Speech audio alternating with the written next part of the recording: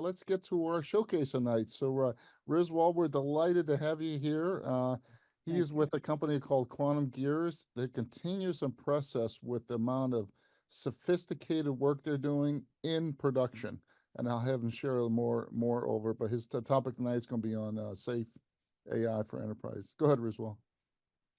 So my name is Rizwan Mallal. I'm the Chief Operating Officer at Quantum Gears. The topic of my presentation today is enabling safe AI at the enterprise level.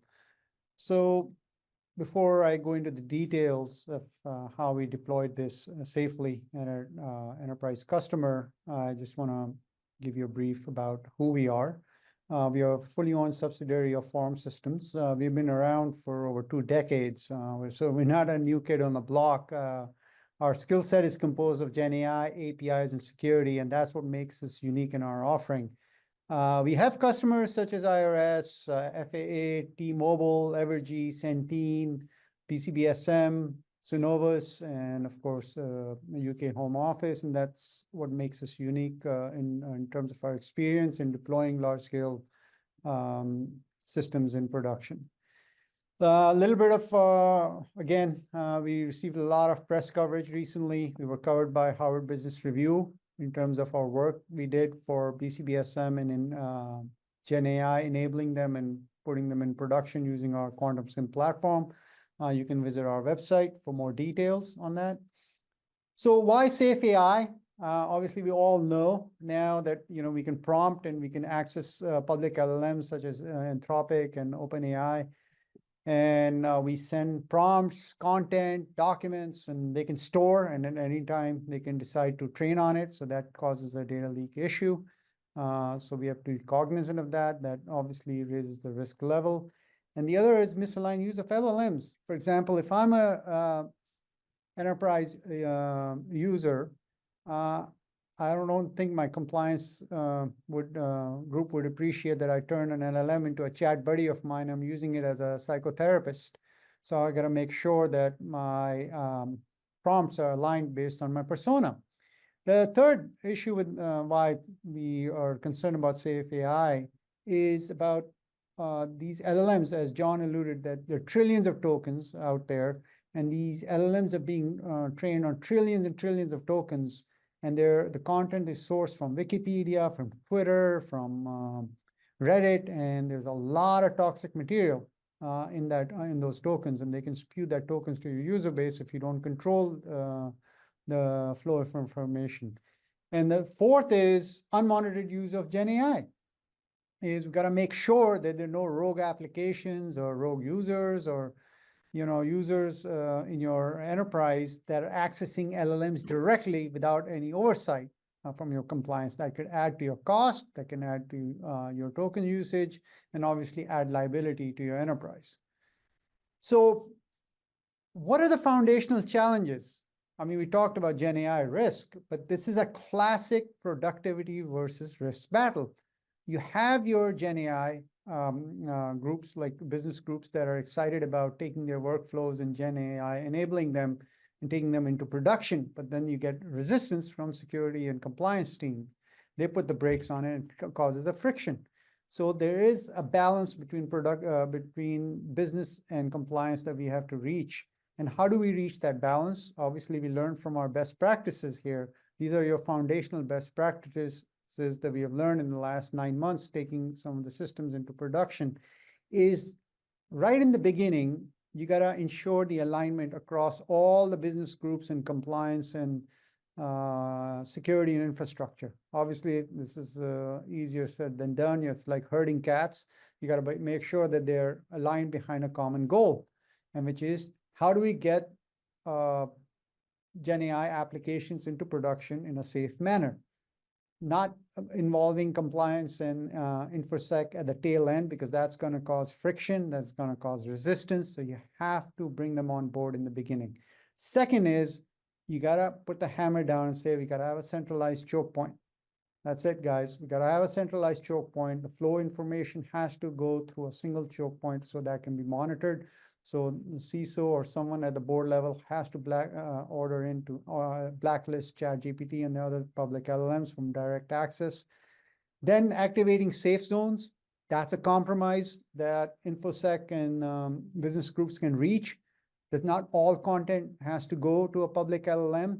Some of the content is so sensitive, even if you have robust obfuscation techniques, the business groups may feel uncomfortable sending them to, or InfoSec may feel uncomfortable sending them to public LLMs. So the compromise is, hey, we'll create a safe zone with private LLMs and create a cluster of private LLMs where we don't have to worry about obfuscation. Fourth is, again, we learned this hard lesson, is you have to have red teaming. And that has to be done not at the tail end, but in the beginning of your project when you start building the use cases. This is really important because whenever you're registering or deregistering or actually activating LLMs, be it public or private, you have to have a red teaming exercise, whether you build it in-house or you outsource it, you have to have it a part of your plan. Now, from operational best practices, we talked about obfuscation. You have to have context-aware obfuscation as part of your strategy. That means you're not blindly obfuscating the whole content that you're sending into public LLMs, but you're intelligently picking the tokens, sensitive information. You want to obfuscate and not just blindly redacting it, but replacing it with fake names so you don't lose context. Second is you have to have a multi-layered approach to obfuscation. What does that mean? That means to create a robust obfuscation pipeline, you have to use different techniques. For example, you have to use regular expressions. You can use filters such as for NLP techniques. You can even use private LLMs and build this robust pipeline to ensure that there's no data leakage. And again, have flexible policies that align with business personas.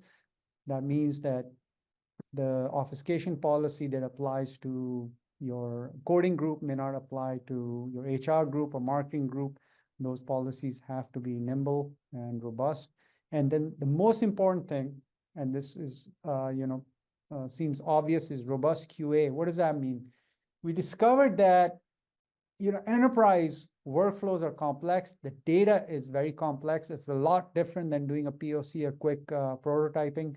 There are some nasty documents, and when I mean by nasty, I don't mean toxic material in the documents, obviously, but the PDFs, the Word docs, they have tables, nested tables. You have scanned images. They may have PHI, PII. So you have to have a robust QA to ensure that every time you do a release into production, you have to go through some ground truths to so there's no data leakage. So that covers obfuscation. We talked about misuse of LLMs, where I turn my LLM into a chat buddy. How do I control and align it with my personas? So you have to have guardrails. And one of the myths there is in the enterprise is, well, if we shut down access to public LLMs, we have only access to private LLMs, but then we don't need guardrails. You absolutely 100% need guardrails. You need to activate them even if you are accessing private LLMs, because private LLMs are trained on the same source of tokens as your public LLMs, Reddit and Wikipedia and all those. So we got to make sure the guardrails are activated. Moderation. This is really important, and this aligns with safety. That even though a guardrail may allow me, let's suppose I'm part of HR group, right? And my guardrail is I want to inquire about what do I call my colleagues at work? What are the nice things I have to say? And suddenly it spews toxic material. And this happened to us. And we had moderation off. And this, we have to make sure, based on the taxonomy of your corporation, that we activate these different categories. And based on LLM request and response, we control that toxic material. And we have to perform red teaming. Observability, end-to-end content visibility, monitoring all your tokens, ingress, egress, make all the transactions, all the users are logged, who's getting blocked, and setting up doing dynamic dashboarding. So we give the power to the enterprise customer to set up dashboards, to set up anomaly detection policies, and obviously have that dashboard to be flexible to allow the policies to be exported to your SIEMs like Splunk. So this is something interesting from our red teaming exercise that we learned the power of having these multiple filters that we talked about, specifically around moderation and guardrails. We sent about 1,000 samples. These were samples of containing illegal or toxic prompts. And what we discovered was we took some vanilla off-the-shelf LLMs and we turned guardrails off and moderation off. And when we sent and injected these 1,000 samples, 63.1% of the time, the toxic material would end up on the user's screen. They would receive these the responses. Then what we did as an exercise was we moved up the pyramid and we turned on moderation. And what we saw was that when we turned moderation on or safety on, only 36.4% of the toxic response leaked to the user base. And then we tightened the filters even more. We turned moderation on and guardrails on, and we saw that 1.6% of the toxic response leaked to the users. And this is an ongoing process when we fine-tune the models. But this shows you how filters turning on moderation and guardrails can tighten the information flow, the toxic information flow back to the users. So how did we achieve safe AI in the enterprise in live deployment? What's the platform? The platform is your multi-LLM gateway. It's a middleware that sits between your users or applications and between your public and private LLMs. It's an LLM gateway based on the 4 tenets that I mentioned, the operational tenets, such as guardrails, moderation, obfuscation, observability. But that's one offering that this platform has. The other offering that is very tangible that is trying to solve is, as you guys know, that every day there's a plethora of LLMs being released. There are tons of them. I even can't keep track of them. And if you make these, if you don't have a middleware or a multi-LLM gateway, then you're tightly binding your applications and your users to those LLMs. And what's happening is that it causes friction. Because if you want to onboard new LLMs, you want to onboard new private LLMs, then you have to decouple them, and it takes a lot of time. It's a very arduous task. So what this middleware does is it segregates and abstracts that process, and it automatically deregisters the LLMs on your behalf, and it abstracts the endpoints out as APIs to these users. So that's the leverage that we have when we deploy this at the enterprise level. This is a stack that we have deployed in high trust now, live deployment. We have the core foundational layer that's integrated with knowledge graphs, APIs, private LLMs, public LLM adapters. We have some key components, again, the tenets that are talked about, observability, guardrails, obfuscation, and of course, LLM orchestration, which manages all the flows. And then based on a rich REST API, we have exposed it and to any application that wants to consume these services. We have our own applications, QS Benefits, QS Contracts, and Microsoft Teams that's integrated through this RESTful API.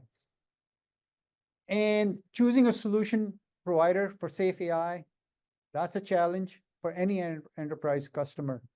You know, when you have to take several factors into account. When you choose a team or a partner, do they have experience in deploying large-scale deployments? Have they deployed actually a probabilistic, non-deterministic system? Have they taken that into production? That solution provider that you're going to partner with, do they have a vested interest in your outcome? And that's what I call having a skin in the game.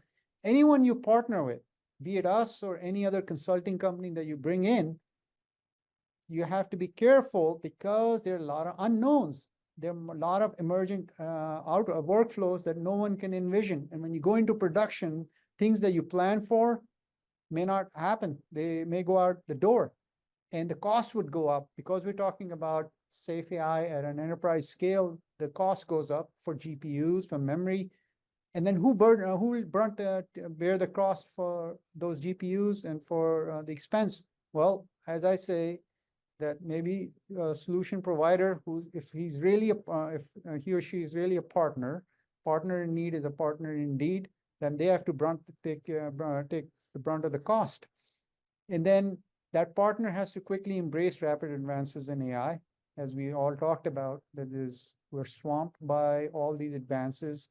And even within a week, any component we talk about becomes old. So iteration is very important.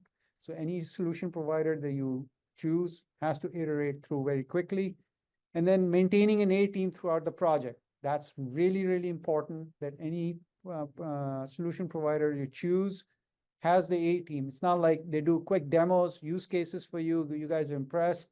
Then suddenly when you guys are going into production, they swap it with the B team because the A team is going and trying to do a sales job on some other customer. And you're left with the low energy team that wakes up at 10 a.m., 10 or 11 a.m. and then snooze in the That never happens in tech. Of course not. Nah, it's a new generation. They're very excited. Absolutely. It's, it's the Gen Z. So these are the things that you have to be aware of. So I'm going to do a quick, do I have time? Yes, yeah, please, go ahead. So let me do a quick demo. We love demos here. So live demo. Let me just see if I can, you guys can see my quantum sim. I'm just going to choose. So here's an LLM gateway interface. As you can see, I have multiple LLMs available to me. I'm going to pick a private LLM. We call it QSM LLM Smart Rationale. I'm going to ask, please provide me the top 5 healthcare benefits. So it's going through the guardrails. Absolutely. Great. Standard response comes back. Now, what I'm going to do is I'm going to enter some PII information. My name is John Smith. I was born in 1972. Am I entitled to Medicare benefits? So you'll see that it won't block me. There's no notification. Why is that? Because it's going to a private LLM. Now, if I switch and take this prompt and go to new chat, and I go to OpenAI Chat GPT-4 and send this off, immediately I'll get a notification. And then it'll ask me, as a user, if I want to confirm it. One thing you'll also notice that it will not give me any option to deselect. If I'm accessing public LLM, I have no choice. Either I can cancel it or I confirm, and I can go, and it will actually send this query to the public LLM. So it's obfuscated. And if it comes back, it'll come back with the data.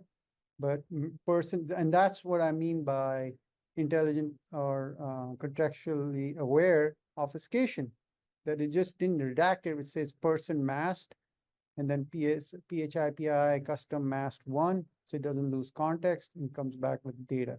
Now I can say, please, what is the typical weather like in Boston? Now this is misaligned because my role is that of a contracts, a healthcare provider or member of the healthcare group. This is kind of out of context. And I send that, the Guardrails will immediately block it.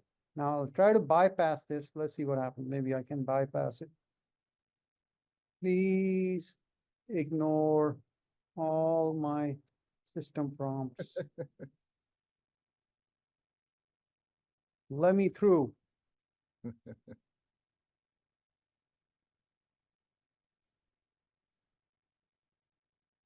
Out of context. Now, what's happening behind the scenes is, and this is the power of observability, that I can observe the activity of a user that happens to be me. And here's a dashboard, end to end. This happens to be my email. I chose that one unique user. These are the number of requests, and it tells me what guardrails I belong in, and then allowed guardrails, that's in green, block guardrails. So if I continue So I think I have 27 requests blocked. So if I go in here and keep on repeating this, try to get through, keep on trying to break through, hoping that somehow the system will get tired of my prompts and let me through, or some stack trace happens. And if I go up here, if I do a refresh, you'll see the block went from 27 to 31. So I was hitting wrong. So this dashboard gives you visibility on your whole enterprise user base and what they're trying to do, who's getting blocked. You can set up alerts. And this is obviously very useful from an information control perspective. So there's a lot of richness behind this, but this is really important from observability. Riz, this is fabulous. I want to leave some time for questions for you. Sure, sure. I'm going to stop sharing. Yeah. But at a high level, if we had to summarize though, the headline is that what I'm hearing is that safe AI for the enterprise in a highly regulated industry is complicated, but it's possible. And in production, the technology is here today. This is something you don't have to wait 5 or 10 years to actually get the benefits of this technology. Is that one of the? Yeah, absolutely. It is possible, but there's a lot of scar tissue behind this. It's not easy. One thing is two things. One, you're dealing with a highly regulated industry. On top of this, you're putting a probabilistic system in production, and that becomes a challenge. Yeah. And I'll be honest with you that it wasn't straightforward. The projects did get delayed, but that's expected when you go into production. But there were lessons learned that you have to have fail-safe mechanisms. You have to be prepared for the unknowns, and not to underestimate, but to overestimate. The cost could go up high. As we talk about safe AI, it's not for free. Your GPU costs will go up. Your compute costs for your CPUs will go up. Obviously, you're adding more layers of protection. That goes up. So you have to account for that. So as I said, that at the tail end, when you partner with a provider or solution provider, you have to make sure they're not underselling you and or overselling you, and then and feel full of confidence and proud. Oh, that's not an issue. Oh yeah, it's going to be cheap. Oh yeah, we can build this spreadsheet for you, and we'll calculate the cost for you, and we'll tell you how much it's going to cost you. Because as John has said, and you guys have said, there's emergent workflows that we couldn't think of, and that will drive the cost up. And you can't just pass the bill. I can't go to the CISO or to the program manager at the enterprise and say, here, I've added more LLMs. Here's your cost. The cost is going to go up. They're going to vomit on it because they're going to go to their CFO. The CFO is going to say, well, I don't care about GPUs and transformers. It's impacting my bottom line, right? So that's why we say that, the solution provider you work with has to have experience on taking these systems into production. They should step up and take absorb some of the cost also. It's fabulous. Let's got questions, answer, raise your hand, please, and we'll save a few minutes for open.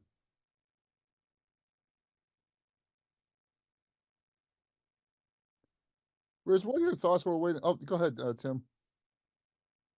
Hi. One thing I just wanted to make sure I was tracking, when you were talking about moderation, is that automated moderation or human moderation? Could you give us a little detail? Oh, excellent. Yeah, excellent question. So there are two parts to moderation.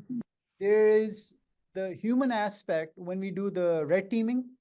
So when we do the red teaming to decide what's safe and unsafe, obviously that is dependent on your compliance, right, within the enterprise. So there's a human aspect when you go and curate all these toxic examples. That's you say, okay, this is safe, this is unsafe, this is safe. Stealing a car is unsafe, that's not safe. So there's a human aspect that you have to build a ground truth. Then then you test. So that's part one, and you're ready now to onboard an LLM, be it private or public, it could be Anthropic, and you unleash these prompts against these LLMs, and you say, okay, 70% of the time they're releasing toxic material. So that's obviously now you've kind of automated that process. You've gotten the ground truths, and now you've automated the process to see how much leakage they have.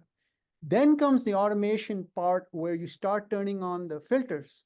You turn the moderation off and you say, I don't want, if there's it's spewing toxic material about sexism, if it's spewing about racism, block it. It should not leak to the user. That's the dynamic part, because now you're prompting the LLM to say, I don't want to, please do not respond with toxic material. Whether the LLM does it or not, that's obviously you're instructing it and giving it guidance. But if it comes back, then you have your own filters to send it to another LLM to judge whether this is toxic or not. So that's the automation part. Great. And how extensive is that baseline that you build up? I mean, how many prompts are you testing? Because that could get pretty so thing. I would tell you it took us months, 2 months, 3 months. We started with 10,000 samples and incrementally went up to 80,000 samples. And the challenge was not the scale. The challenge was cultural, because one example was, and I'll share this with you, about abortion. And, is it okay to ask a question about abortion? And some lady she said, no, this is unsafe. And, it depends on your perspective. And we had to sit as a committee and decide, well, what's the context? Who will use that prompt? And then we had to, so that was the challenge. Not for all the prompts, for some of the prompts. Mm-hmm. Okay. 80, I would say 80,000. Right now we have 80,000 and incrementing. Yeah. Really need to build in some significant cost in order to create this baseline then and take this seriously. You're not just going to get it done overnight. No. Mm-hmm. Okay. If you're going enterprise wide, they have to invest in this. Or you partner with a third party that has this kind of bandwidth to create these prompts. And so, thanks. Terrific. Riz, what are you seeing in terms of closed versus open models, large versus small? Do you see trend lines there, or just this continued flood of models out there that will really be very use case specific? I mean, 3 years from now, do you see this gateway supporting hundreds of different models? Do you see any kind of trend, or is it still pretty murky? I think it's still new, but we do see a trend towards private LLMs, especially for data. Even if you have robust obfuscation or data privacy process, some departments are just don't want to send their data to public LLMs, and they want to use their private LLMs. We see that trend, and then please keep in mind also that these public LLMs have SLAs, right? In terms of service level agreements, that you can't send more than 10,000 tokens per minute. You can't make more than, 1,000 requests per minute. So when you host your own private LLMs, you don't have those restrictions. But then the quality for now is better with the public LLMs, the open source weight LLMs. I don't like calling them open source because they're not open source either. Yeah, right. The source of their data is closed source. So, it's a hybrid model right now. Yeah. So for specific use cases, for specific tasks, the trend is to adopt a private LLM and fine tune it and use it for RAG. And if it's a general use case, then use a public LLM. Yeah. But if you're hyper sensitive about your content, then use a private LLM. Yeah. Wonderful. Lucinda, and then we'll go to open mic here. Go ahead, Lucinda. Yeah, just to follow up on that. So if people are using private LLMs, that means that they have to do all of the building of the infrastructure around it, keep it updated, whenever there's a new version come out, do everything, right? So that also has to then blend in with you. And then if people are also having a lot of things on AWS, how does it all work when you've got all these different piece parts there, or if people are using private LLMs, that means they don't have anything in the cloud. Like, how does it play out, or So private, you see? when we talk about private LLMs, we're talking about LLMs that are not your proprietary LLMs, like your OpenAIs and Anthropics that are publicly hosted there. Private LLMs means those LLMs that are controlled by you, they're under your control, the care and feeding is done by you or your partner, solution Right. provider Yeah, like yeah. us, but those are within your corporate boundary. And yes, there's a lot of care and feeding to do on those, and there is a cost associated with it. But then the benefits are you don't have to worry about Right. content being leaked. It's within your control, and you don't have to scale. If you want to scale it, you're scaling it. It's in your control. You can use Amazon SageMaker, but then you're going to get a very hefty bill also. So, so obviously, if you guys have a solid data science team or people who are well versed in LLMs and they know how to bring up LLMs, or you partner with a company like ours, we can build that moat and safe zone of LLMs and manage it for you as a managed service. There are companies that don't even want to deal. You may have defense agencies within the federal government that may not want to use Amazon or may not want to use OpenAI. They want to host their own private LLMs, even not in the cloud, but within their own data center in there. And then you have companies, we have dealt with companies offshore in the Middle East that they kind of like, oh no, we don't want data being stored at Amazon in the US or anything. We want private LLMs or public LLMs in the Middle East, and the data centers have to physically reside there. So, there's a lot of different form factors. Obviously, you can have a private LLM probably running on your laptop, right? If you can have that, if you're well versed in managing LLM. Olama. Maybe Apple will make it so easy for you to use. Yeah. And then, let's be honest, public LLMs such as Anthropic and OpenAI, they say, you know what, we don't train on your data. They say that in their EULA, end user license agreement, they don't train. But hubris and greed can change things on a dime, and they can change their terms and condition very quickly and start training on your data. If tomorrow Anthropic finds out that they can reach AGI very quickly using enterprise data, they'll change their terms and condition very quickly. Riz, absolutely wonderful presentation. So thank you. Thank you very much. Really, you're a real pioneer, and you guys have learned so much. So thank you for sharing.